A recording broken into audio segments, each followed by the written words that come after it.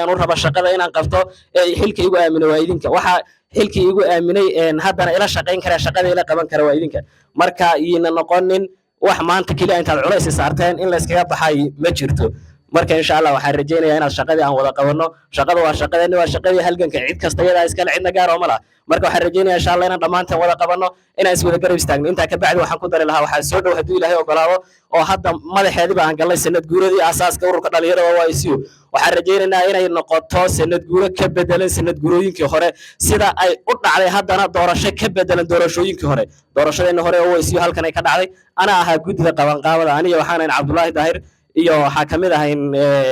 Ifraax Yuusuf oo hadda guddida fulinta kamid ah maamulka gobolka qaarkii oo si fiican oo la shaqeynayay iyadana waad ogeydeen sida ay u dhacday maalinkii si qurux badan bay inoo dhacday walow maanta ay ka sii qurux badan tahay maanta kaar aan u bedelo doorasho heer caalami aan qabanay marka insha Allah sanad guuradana waxaan dadka ka codsanaynaa in loo diyaar garoobo waxa jira xaafadaha dhalinyarada waxyaabo aan u soo sheegnay baa jira oo tasiilaadka macnaha sanad guurada lagu qaban lahaa oo kale marka dhalinyarada xaafadaha ka shaqeynaysa maamulku waxaan rajeynaynaa insha Allah inay la shaqeeyaan xaafad kastaba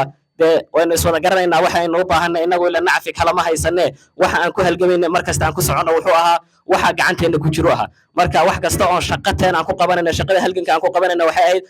ضمت النية وح شاف كأنه كجراي مركز إن شاء الله وحنا كعصنا سنة جوري نوات ويسودوا ذي هدول ربي إنه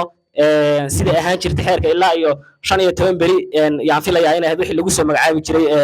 جود ده marka insha Allah guddida 15keeda bari yeen ku soo magacaabina insha Allah laakiin waxa ka soo horeey doonta on haduu rabbi idmo aan magacaabi doonaa ilaa caawa ilaa bari guddida qaban qaabada xalfada insha Allah marka haday suuroobi weydo in aan ku soo halkan lagu soo magacaabo oo halkan lagu soo sheegay in noqon weydo golayaasha WhatsApp-ka iyo taleefanada waa la isku soo gudbinaya haduu Ilaahay ogolaado oo shirku uu inoo soo degdegi waayo ilaa iyo bari marka insha Allah waxaan idin ka codsanaynaa ruux kastaba inuu shaqadii halganka sidoo wada u sii laba jibaaro u sii wado dhalinyarada ay u diyaar garoodo dhalinyarada waa shakhsi waa dadka lagu xisaabtamayo ee la rabo inay halgan kol mariyaan waa dhalinyarada marka maanta cashirka iyo taariikhda iyo